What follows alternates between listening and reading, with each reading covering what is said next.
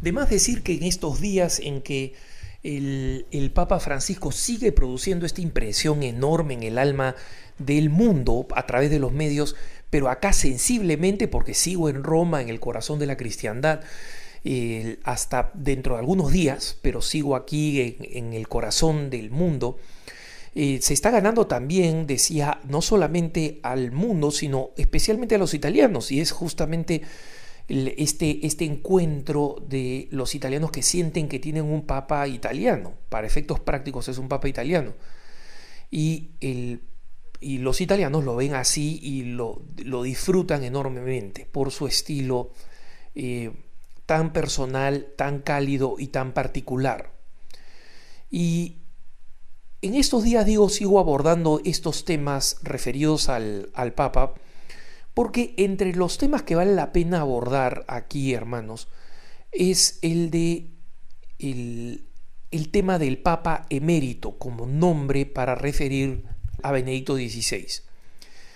El tema de llamar a Benedicto XVI Papa emérito surge de una forma muy poco formal.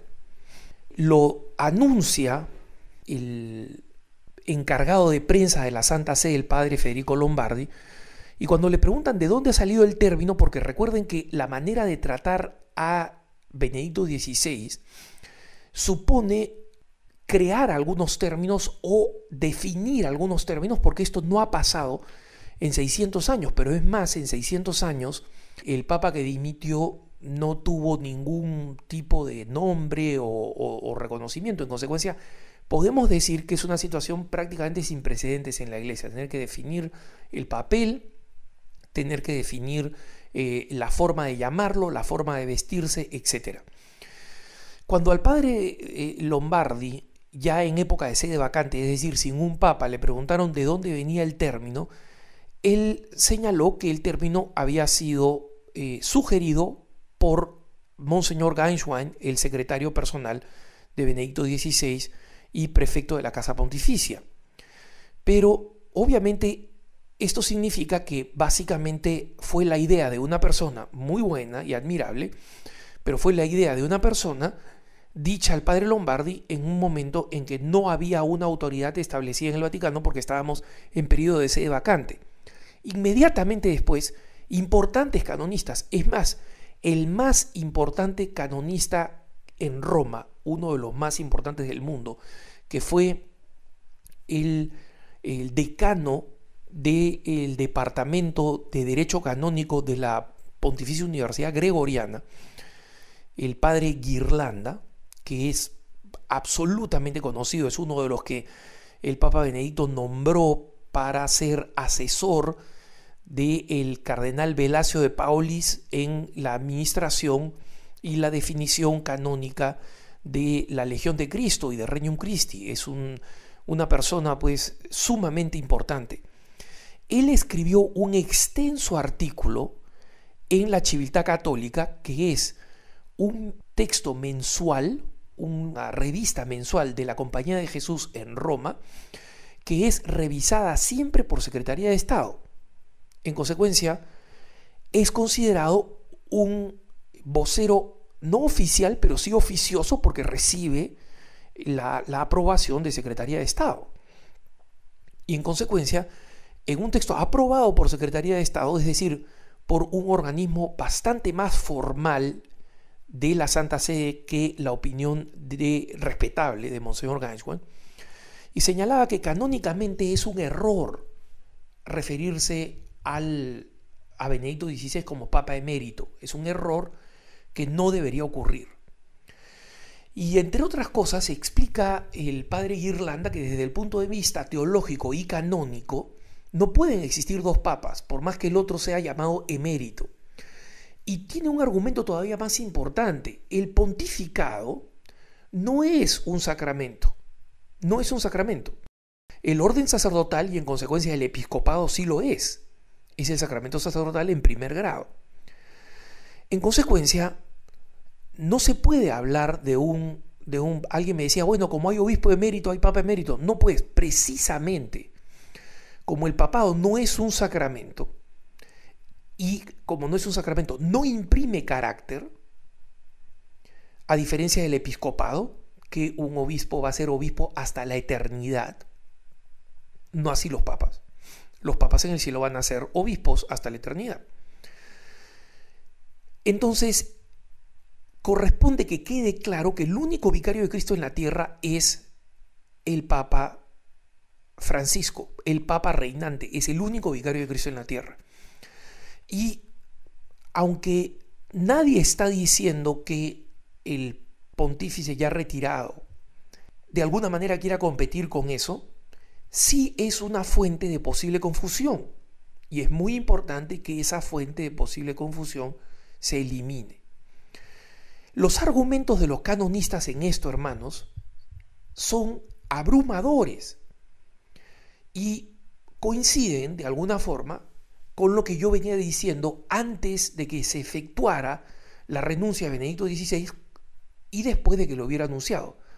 Yo decía, cualquiera que sea el título que se escoja, no va a poder ser ex papa, etcétera, porque hay un solo vicario de Cristo en la tierra. Y obviamente yo lo decía simplemente desde la claridad del concepto teológico que yo conozco, es decir, que hay un solo vicario de Cristo y que el vicario de Cristo no es el papa tal o cual, sino que esos papas son en su momento el vicario de Cristo. Eso, por ejemplo, explica por qué, por ejemplo, los lefebristas no pueden reclamar que el papa tal o cual en el pasado estableció estas normas, como por ejemplo los pontífices del Concilio de Trento, que señalaron que cualquiera que cambiara la misa llamada tridentina sería excomulgado. Esa excomunión no incluye al Papa, porque el Papa siguiente tiene exactamente la misma autoridad que el que declaró que cualquiera que lo cambiara sería excomulgado. Entonces nosotros nos convertiríamos en una religión judía que solamente cree en la tradición, en las cosas que están en el pasado, y no creeríamos en lo que nos ha dejado en herencia Jesucristo, que es un pontífice vivo, su vicario en la tierra, al que lo representa. Y obviamente sobre eso no puede haber duplicación. Ni el padre Lombardi, ni Monseñor Ganjuan creen que hay duplicación, por supuesto. No es que ellos quieran que haya duplicación ni nada. Pero el argumento de los canonistas, comenzando por Ghirlanda, pero no solamente comenzando por Ghirlanda, los que han seguido el programa en vivo desde el Vaticano que yo he estado transmitiendo, tuvimos una larga conversación con el padre Gerald Murray, un canonista muy importante de la Arquidiócesis de Nueva York, que no solamente nos dio su opinión, sino que nos hizo una recapitulación de la opinión de los más importantes canonistas. Todos los importantes canonistas, comenzando por Ghirlanda, dicen que no puede haber papa emérito. Ese no es el título es obispo emérito de Roma. ¿Por qué? Porque se genera esta confusión y esta contradicción tanto canónica como teológica. Entonces yo sé, hermanos, que muchos de ustedes están siguiendo al Vaticano, a la oficina de prensa, pero este es un tema que va a tener que definir el actual papa finalmente. Y quiero observar que en todas las ocasiones en que hasta ahora el Papa Francisco se ha referido con el enorme cariño que le tiene a Benedicto XVI, ha sido en términos de obispo emérito de Roma, que es el título que le corresponde. Al final del día vamos a ver cuál es el nombre oficial cuando veamos el anuario pontificio donde salen todos los personajes que están en la iglesia con su respectivo título. Y veremos con qué título aparece Benedicto XVI.